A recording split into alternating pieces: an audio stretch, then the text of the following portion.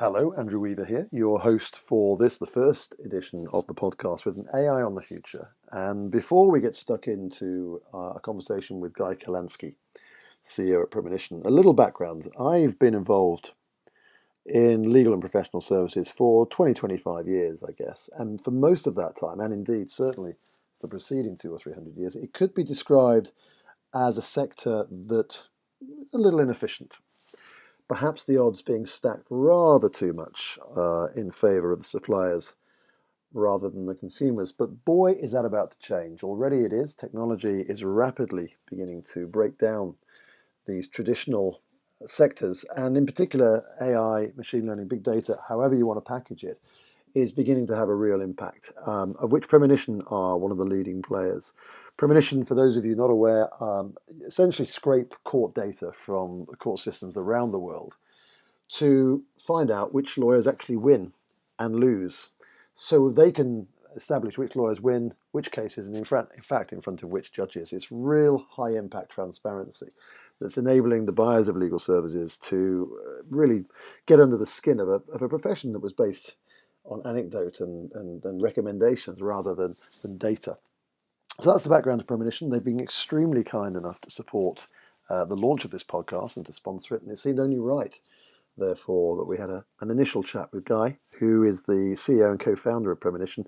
Guy actually was essentially in the middle of battening down every single hatch with the imminent arrival of Irma. So there may be a little bit of background noise in reference to that. But otherwise, really interesting discussion, and I hope you enjoy it. Without further ado, here is Guy Kurlandski. So one of the, I'm a very simple man really, and I love simple technology. And I'm sitting here on a Skype call with Guy Kurlandski from Miami. Welcome, Guy.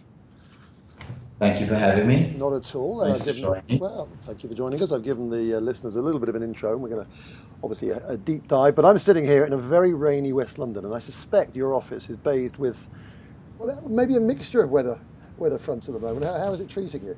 Oh, we are currently in the calm before the storm. We are facing a hurricane called Irma in 3 or 4 days, and right now the skies are beautiful and blue, and everything looks amazing.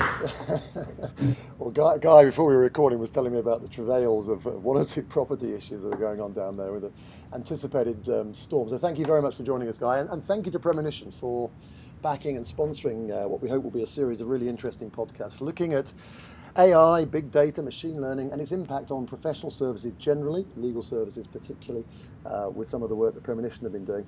Guy, my relationship with Premonition started at the end of 2015 when I actually did a separate podcast with Toby. Those were the very, very early days. A lot has happened since then. Just give us a quick catch-up over the last 18 months, the progress that you had.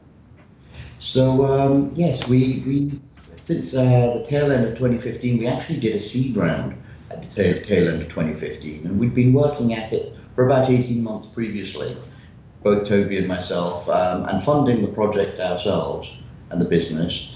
At that point, we did a seed round, we raised some capital. The ambition was to put some towards developing the system further, and some towards marketing. We got a little bit carried away with developing the system, I must say, and sort of kept building on the scale and size of the database that we draw from. Originally, we never realized we'd actually have to build the database in the first place. We always assumed if we can build the machine learning application and the AI around what we need to get the results we want, we'll be able to lease it or license it from one of the big players in the market, only to find that they don't have enough data and it's not aggregated and it's not clean enough for our purpose. Not that it's not available to us, it's just they don't actually have it. So that became a big task in and of itself. So today we're sitting on the world's largest litigation data set.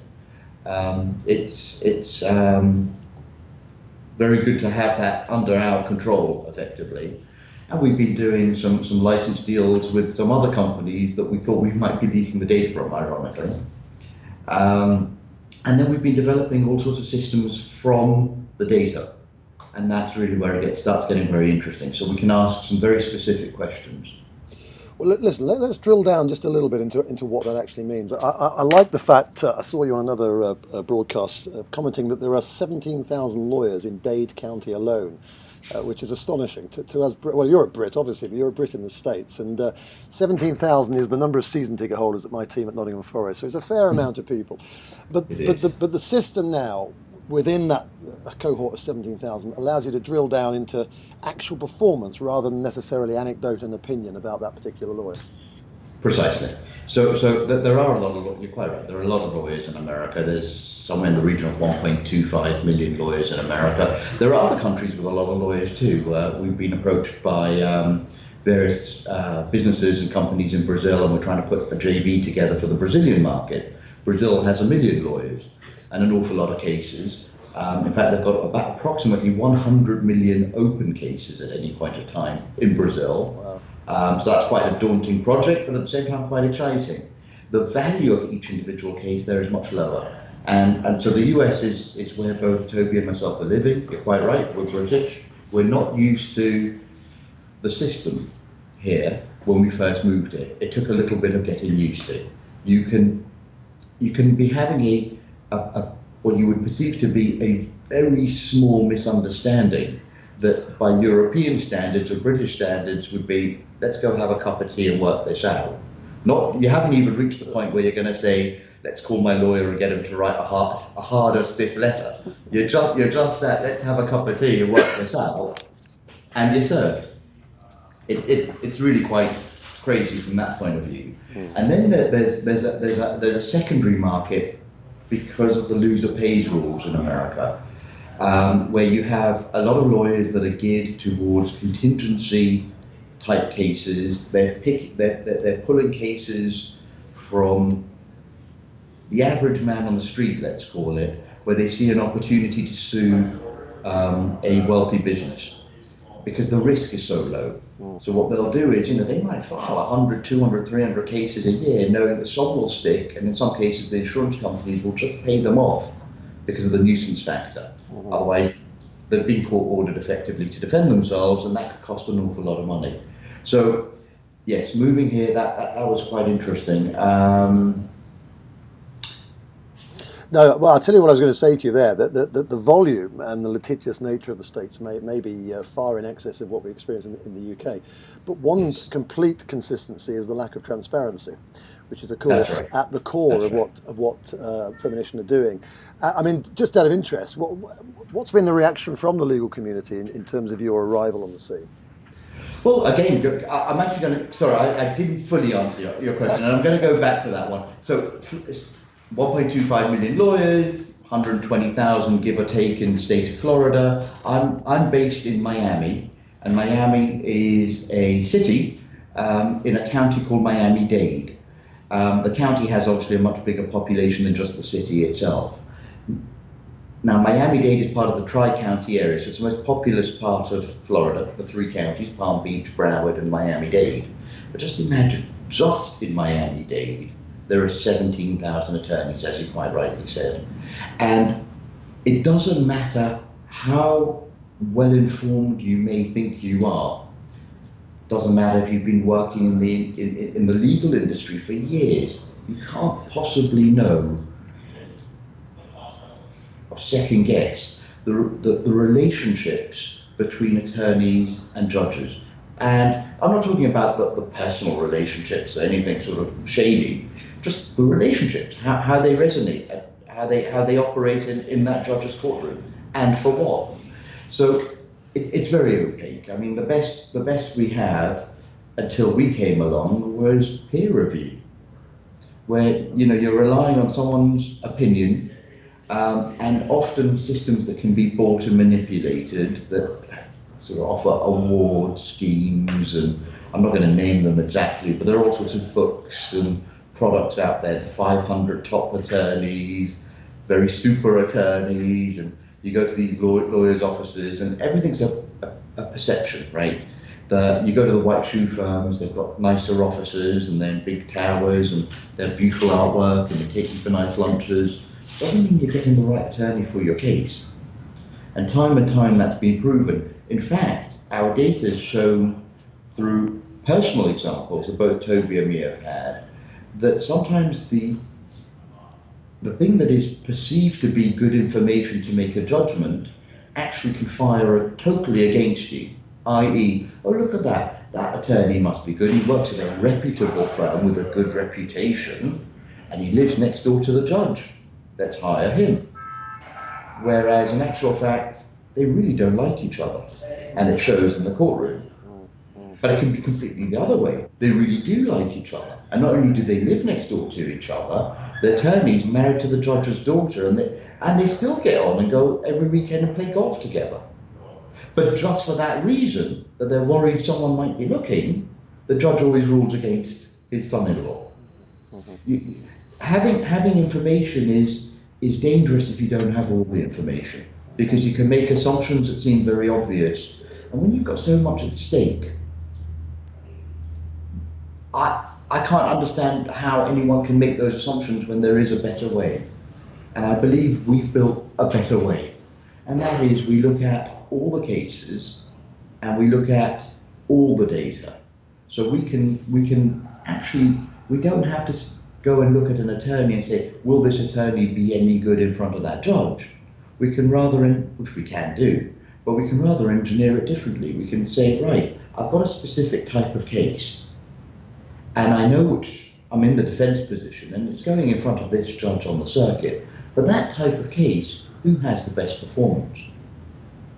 Who has the best outcomes? Who gets it done in the shortest time frames, etc., etc.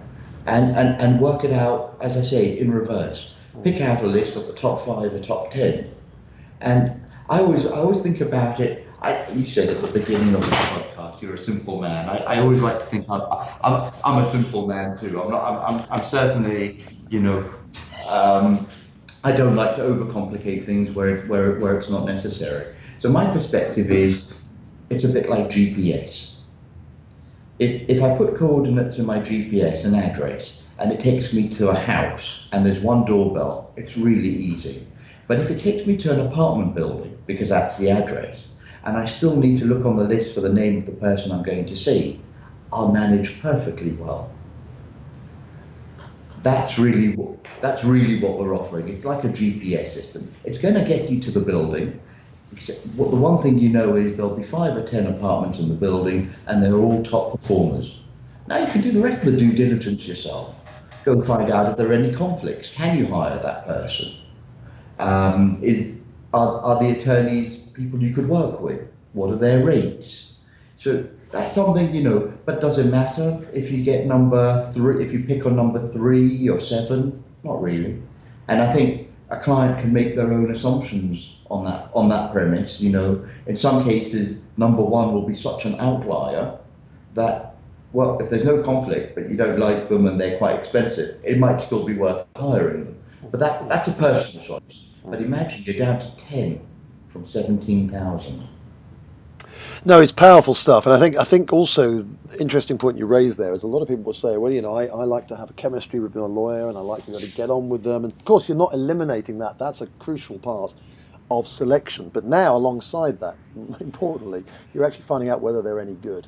And I think that's where it's powerful. I think the other element that I always like about this guy, and I am slightly biased to anybody who's listening, I don't care. I think it's a magnificent tool and should be seen and used by anybody using counsel. But the other area I like is that classic situation where you are with a firm, and they say, well, sorry, but Mr. Smith can't do it, but Mr. Bloggs is tremendously available. Well, there's a reason he's available. He may not be any good. But again, the ability to dissect within a firm who is good and bad is very powerful, yes. Particularly for volume instructors of lawyers, I would have thought. Yes, very much so. Yeah. Very much so. And you're quite right. I mean, that goes on very often. It's sold currently very much as a relationship business. And personally, I've got relationships with my family and with my friends, and I have attorneys who are in that second group, actually in both groups, family and friends. Doesn't mean I'm going to instruct them. Not now you've got the data. No, and it doesn't mean that they're not good attorneys. Yeah, yeah. But they might not be the right attorney. See, I can have that comfort. I've got a good friend. He actually happens to live next door to me, and he is a good attorney. But he's not a good attorney for everything, and he's not a good attorney in front of everyone. Yeah. So, the natural thing to do if I had a legal problem would be to knock on his door and say, "I've got a legal problem. Help me." That's what most people do.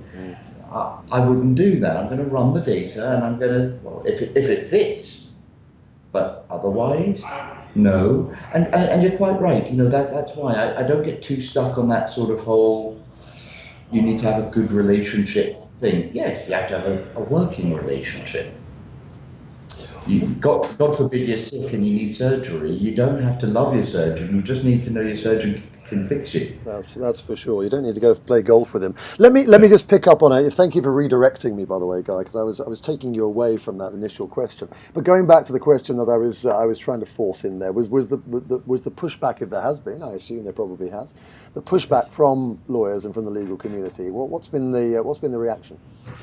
So I have to say, at the very beginning, Toby and me sort of sat down and said, "This is going to be really powerful. We're going to have a lot of pushback. There are going to be some people that are really, really upset with us, and we're in America, so we're going to get sued a lot." In reality, we have had pushback, but it hasn't been anywhere near as aggressive as we imagined. I think partially, and this is an assumption, and I don't like making assumptions, but it's somewhat of an educated assumption. I think that partially it's because our data is real. It's pulled from public data. We're not manipulating it. We don't let anybody influence it. You can't buy better data. And the attorneys that maybe don't like it are very aware of that. So it's very hard to argue against really clearly the truth. All right. What about Sorry, I just want to say this is like you're caught speeding, and the cop pulls you over, and he tells you you were doing 90 miles an hour. No, I wasn't. But he holds up a radar gun. You can't argue. There's the radar gun. I mean, you could be a bit facetious and start saying, well, it's not calibrated. But chances are it's calibrated. It shows the speed. That's what you were doing. So we're getting less kickback from that perspective. But remember, we didn't build this tool, Andrew, for the lawyers. We built this tool for the clients of the lawyers. No, I get that. The one thing I was going to try and interrupt you on there was wearing, not wearing a lawyer's hat, but maybe giving one of the arguments that they might come back with is saying, well, I only take on tricky cases. Judging me on my win and loss rate is pointless because I actually go for the really difficult ones, and therefore my percentage is always going to be lower. I mean, how do you respond to that kind of? I think in the UK perhaps that's probably more likely than in the US. I don't know. Well, again, we break down the complexity of the cases by the information we have, and quite often that is contained within the type of court the case is being held in and the type of case it is.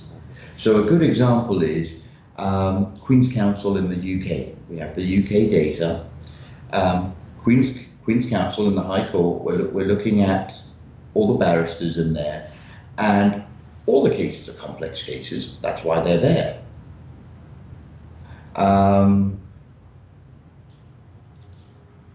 The answer is quite simply in that.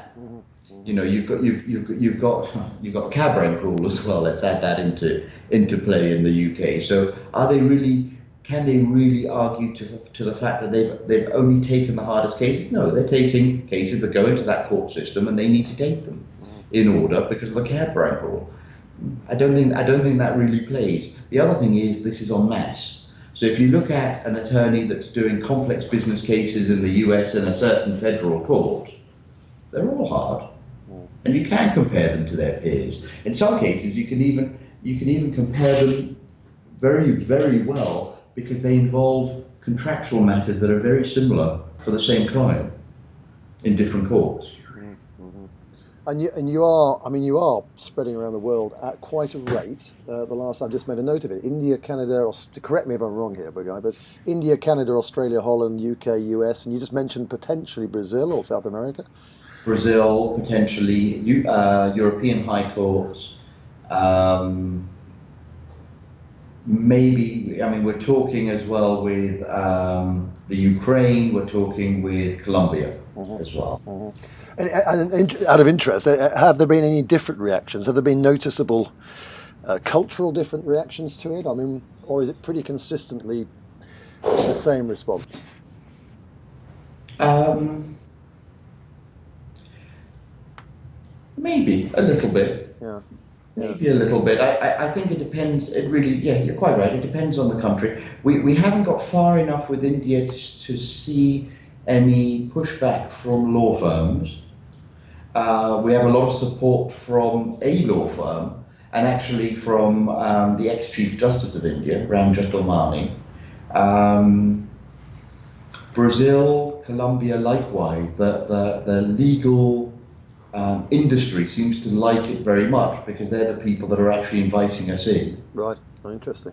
Yeah, which is quite interesting yeah, because they want to see more transparency and reform. They're desperate for it. yeah. Um, the the US, I mean, yeah, you get some pushback at the end of the day, but we're also finding use and purpose within the law firms too. Hmm, hmm. As I say though, that's not our primary market. We never built this to be another tool that the 1.2 million lawyers will use, though they will, I'm sure, in due course. It's rather the other 350 million people that are their clients. No, quite right. Although the final point on that, I noticed that is it something like 19 out of 25 global law firms use Premonition as part of the hiring process, which makes sense. But that's an interesting, use of the process by law firms. It is. We had a sort of big take up by a sort of recruitment element that were looking at it when they were looking at placing high level attorneys into big law firms. Mm, interesting. Yeah. And I can see that part growing as well. No, I definitely. think I think if a partnership is looking for another attorney to join their group, Mm, generally it's because someone has left, unfortunately retired or passed, and there's a hole. So they'll be looking for a specific purpose for mm, that person, mhm. um, and that will grow. Yeah, well, it's interesting. We're talking about growing and kind of broadening the offer. I mean, insurance companies, the world of insurance, the world of risk assessment. Again, that must be a growth area for you. Are you making movements in that space? Very much so. For us, that's our biggest market.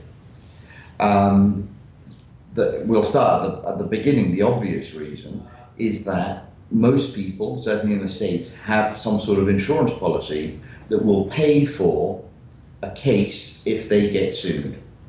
They have some sort of liability somewhere along the way. So the majority of cases in the US are actually paid for by insurance companies.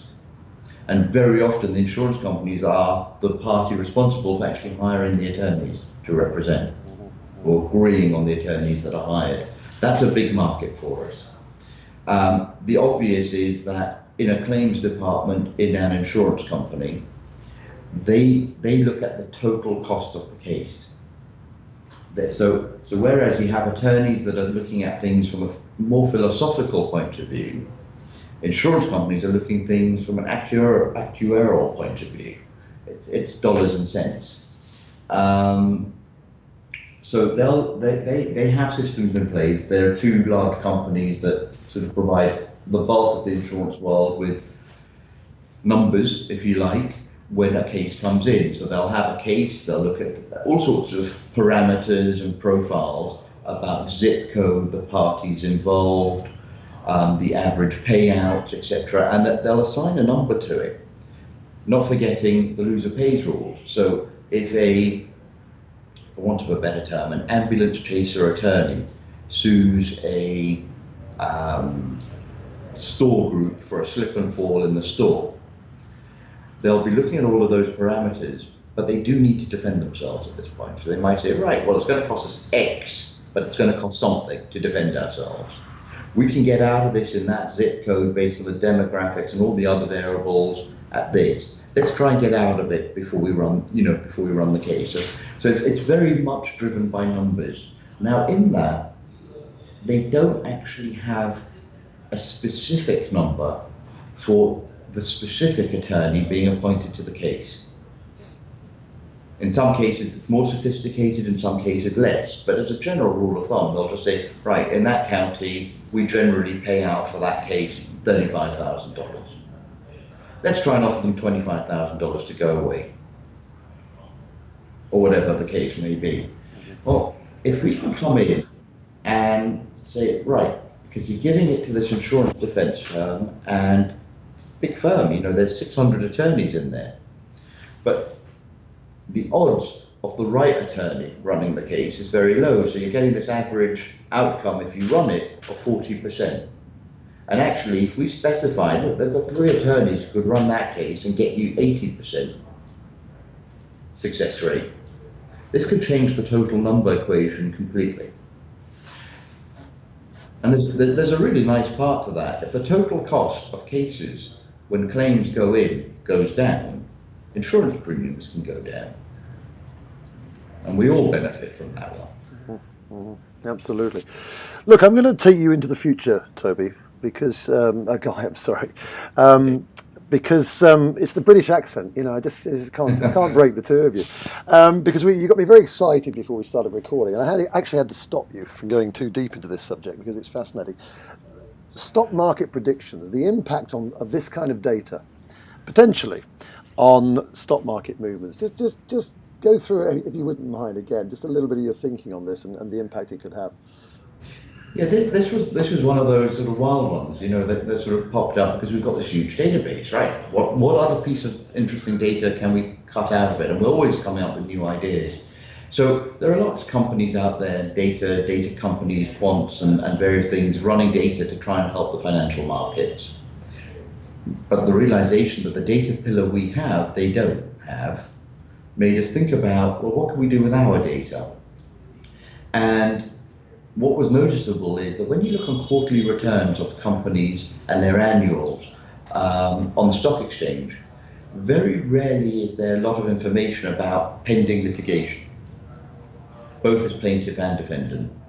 Now, it's not true that there isn't a lot of information about cases. It depends on the case, but there's very little often in those reports.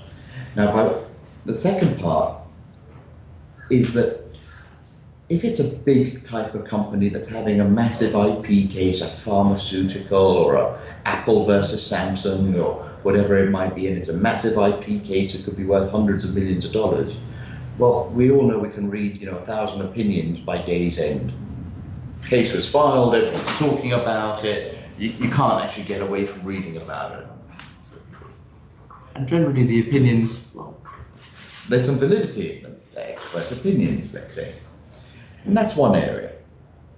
But there are many, many companies that have small litigation matters, or relatively small litigation matters, 200,000-300,000 to $1 million, $1.5 million in size, the smaller cases that are just sort of flowing under the radar. No one's paying attention to them individually.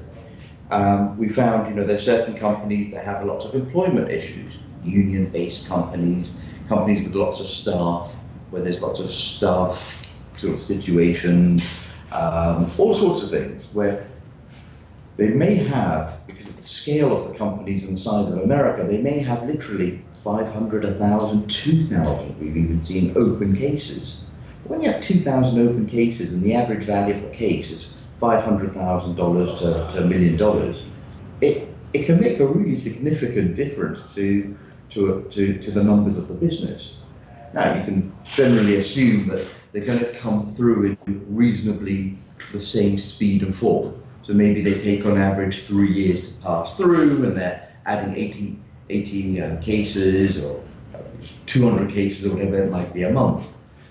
But it doesn't work like that. What happens is that you'll get troughs, more cases, and you'll get troughs of cases closing. And that's what we can look at. So we can start looking at businesses that have these smaller cases that no one's really valued into the market.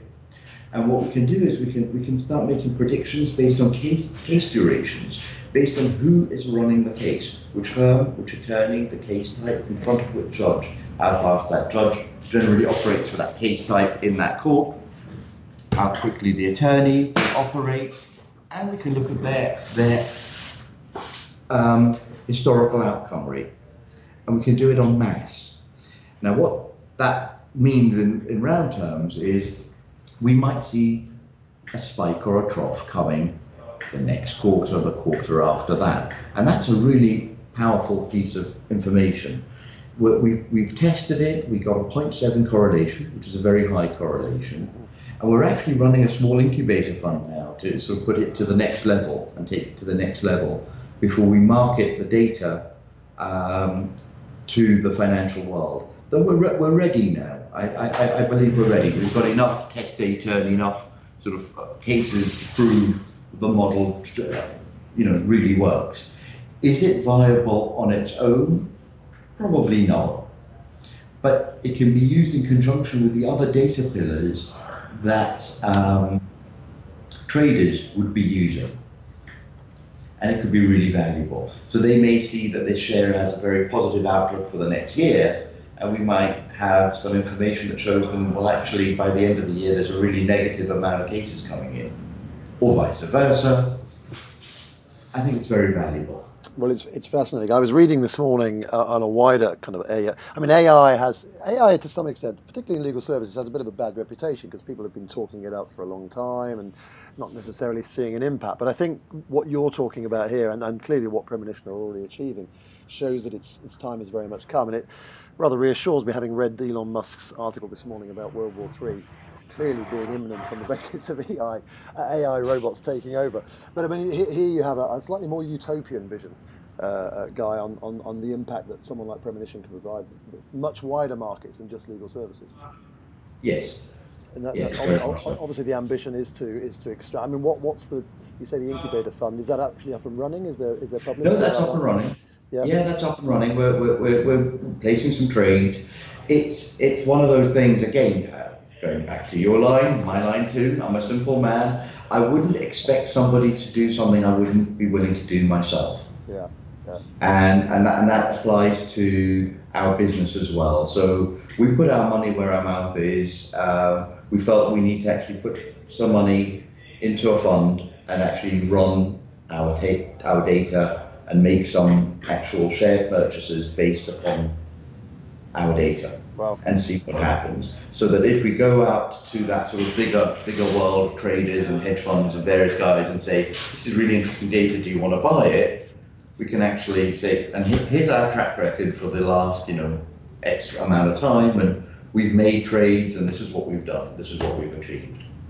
Well, look, you've kind of already answered my final question in some of the things that you said, but your vision for Premonition 3 to 5 years' time, where would you like it to be? What would you like it to be doing and achieving for you?